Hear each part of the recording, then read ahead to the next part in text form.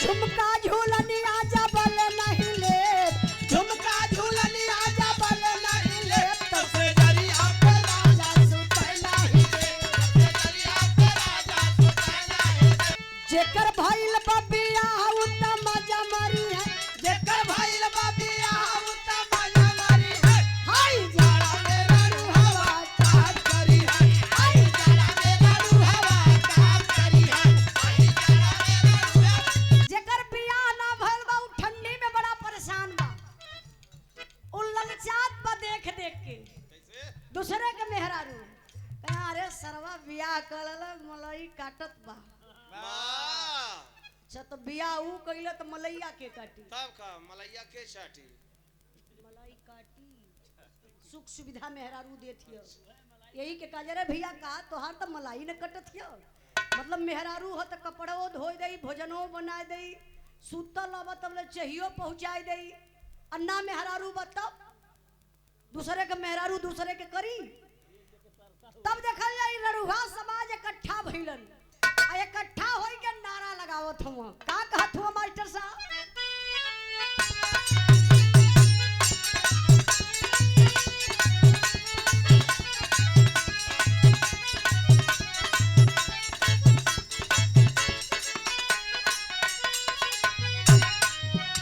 इहे लइका कहत हुआ का जेकर भइल बबिया उत मजा मरी है, जेकर भइल बबिया उत मजा मरी है।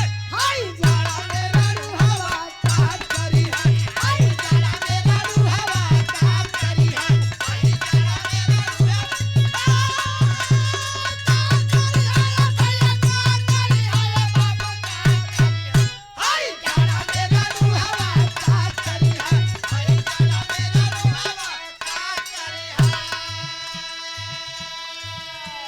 बुढ़वा तेल मलवाली है पतोहियन के गरियाई। ई तमाशा देखा, ये ठंडी में बुढ़उओ लोग जवान हो जाले। हम ना कहत बनी, ई ठंडीए कहाले कि लइकन के छुअब ना जवन का लगा भाई, अब बुढ़वन के छोड़ब ना। केतनो पतो से तेल मलवाई, ए बुढ़वन के छोड़ब ना चाहे केतनो ओढ़े रजाई। देखा गीत बतावत बा, संकेत करत बा। बुढ़वा तेल मलवाली है पतोहियन के गरमाई।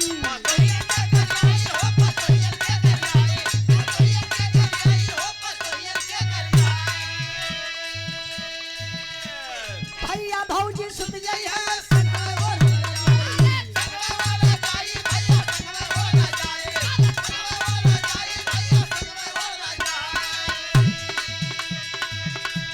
जेकर नैहर में मेहरिया उ माला जपी है, जेकर नैहर में मेहरिया उ माला जपी है। हाय जाड़ा मेरा रूहवा का करी है, हाय जाड़ा मेरा रूहवा का करी है, हाय जाड़ा मेरा रूहवा का करी है। अच्छा तब बियाहवा भइले ले ठीक ना बा, मेहरारून का खर्चा भी बहुत ज्यादा होला। लालिये लिपस्टिक अगर खरीदे लगा तो मर्द बिकाए जाई है। अब जे भैया प्रधान जी गईले का जे मनरेगा में काम करत था 400 रुपया दिन भर का पावत था, अब मेहरारू का लिपस्टिक मिलत है 1000 में, वो कहाँ से दे पाई? तब का कहा जला यही से मेहरारू घर की लक्ष्मी होती है। वाह, केतने तो हम चुड़ैल भी होनी भैया। हाँ, जैसे एनहू वाली चुरैनी है बा।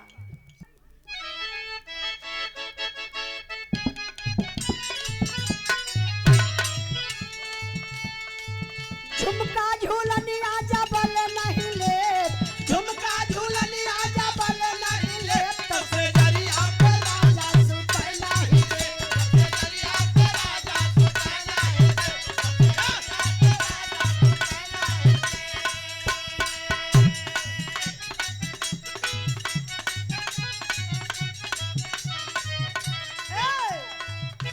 जिंदगी में जहर बोलू